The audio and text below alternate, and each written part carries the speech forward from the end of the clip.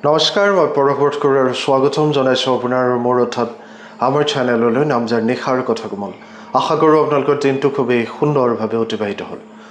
1812 চনৰ 9 ছেপ্টেম্বৰত bank of বেংগলে ভাৰতৰ প্ৰথম কাগজৰ মুদ্ৰা জাৰি কৰি ইতিহাস ৰচনা কৰিছিল। এই গুৰুত্বপূৰ্ণ মুহূৰ্তটোৱে উপমহাদেশখনৰ বিত্তীয় পৰিৱেশত এক উল্লেখযোগ্য পৰিৱৰ্তন ঘটালে। পৰম্পৰাগত মুদ্ৰাৰ পৰা কাগজৰ নোটলৈ পৰিৱৰ্তন হ'ল, যিটো অৱশেষত আধুনিক বেংকিঙৰ মেৰুদণ্ড হৈ পৰিল। মোগল সাম্ৰাজ্যৰ অৱনতিৰ পিছত ভাৰতৰ বিত্তীয় ব্যৱস্থা অস্থিৰ হৈ পৰিছিল। যদিও ৰুপিয়া বুলি কোৱা ৰূপৰ মুদ্ৰা বহুলভাৱে ব্যৱহাৰ হৈছিল, তথাপিও ব্ৰিটিছ ইষ্ট ইণ্ডিয়া কোম্পানীৰ অধীনত বৃদ্ধি পোৱা অৰ্থনীতিৰ সহায়ৰ বাবে ই যথেষ্ট নাছিল। এই প্ৰয়োজনীয়তা পূৰণৰ বাবে 1806 চনত বেংক অফ কেলকাতা প্ৰতিষ্ঠা কৰা হয়, যাক পাছলৈ 1809 চনত বেংক অফ বেংগল নামেৰে নামাকৰণ কৰা হয়।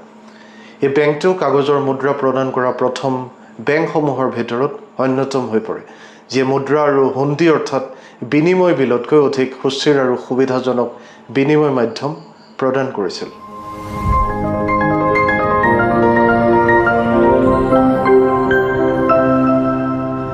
বেংক অফ বেংগলে জাৰি কৰা প্ৰথম নোটসমূহ আছিল 250 আৰু 500 মূল্যৰ সিক্কা থকা। এইবোৰ আছিল প্ৰতিশ্ৰুতি পত্ৰ, অৰ্থাৎ বেংকে চাহিদা অনুসৰি ইয়াৰ মূল্য পৰিশোধৰ নিশ্চয়তা দিছিল। টকাবোৰত বাংলা, পাৰ্চী আৰু হিন্দী ভাষাৰ শিলালিপিৰ লগতে বিশদ শিল্পকৰ্ম আছিল। কাগজৰ মুদ্ৰা জনপ্ৰিয় হোৱাৰ লগে লগে বেংকে 10, 50 আৰু 100 সিক্কা টকাৰ দৰে সৰু সৰু মূল্যৰ প্ৰচলন কৰিলে। শেষত প্ৰায় 10টা ভিন্ন মূল্যলৈ সম্প্ৰসাৰিত হ'ল। ইয়াৰ ফলত দৈনন্দিন লেনদেন সহজ হৈ পৰিছিল আৰু বিশেষকৈ গ্ৰাম্য অঞ্চলত য'ত বৃহৎ পৰিমাণৰ মুদ্ৰা কঢ়িয়াই নিয়াত অসুবিধা হৈছিল, তেনে ক্ষেত্ৰত বাণিজ্যক সহায় কৰিছিল। বেংক অফ বংগৰ কাগজৰ ধনৰ প্ৰৱৰ্তনে ভাৰতত আধুনিক মুদ্ৰাৰ ভেটি স্থাপন কৰাৰ লগতে অৰ্থনৈতিক বিকাশৰ বাবে উৎসাহ যোগাইছিল। পিছলৈ এই নোটসমূহ ছপা কৰিছিল পাৰ্কিন্স, হিথ এণ্ড কোম্পানী নামৰ ব্ৰিটিছ প্ৰতিষ্ঠানটোৱে, যি সেই সময়ত জাল নিৰ্মাণ ৰোধ কৰিবলৈ উন্নত ডিজাইন আৰু ৱাটাৰমাৰ্কযুক্ত নিৰাপদ বেংক নোট প্ৰস্তুত কৰাৰ বাবে পৰিচিত আছিল। আৰু ইয়াৰ পিছতে আহিছিল 1861 বা 1861 দ্য পেপাৰ কাৰেঞ্চি এক্ট বা কাগজ মুদ্ৰা আইনখনে ভাৰতৰ মুদ্ৰা ব্যৱস্থাত এক বৃহৎ টাৰ্ণিং পইণ্ট হিচাপে পৰিগণিত হৈছিল। এই ব্ৰিটিছ চৰকাৰক কাগজৰ মুদ্ৰা প্ৰদানৰ একমাত্ৰ কৰ্তৃত্ব প্ৰদান কৰিছিল, যাৰ ফলত ব্যক্তিগত বেংকে নিজৰ নোট ছপা কৰাৰ প্ৰথা অন্ত পৰিছিল।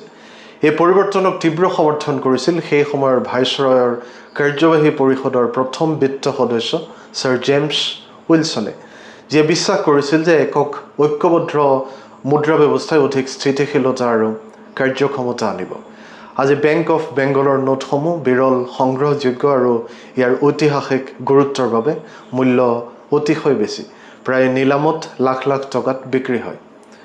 এই প্ৰাৰম্ভিক কাগজৰ মুদ্ৰাসমূহে ভাৰতৰ বাণিজ্য আৰু বিত্তীয় লেনদেনৰ পৰিৱৰ্তন ঘটায় আৰু আধুনিক বেংকিং ব্যৱস্থাৰ পথ প্ৰস্তুত কৰাত সহায় কৰে, যাৰ ফলত 1935 চনত ভাৰতীয় ৰিজাৰ্ভ বেংক প্ৰতিষ্ঠা হয়।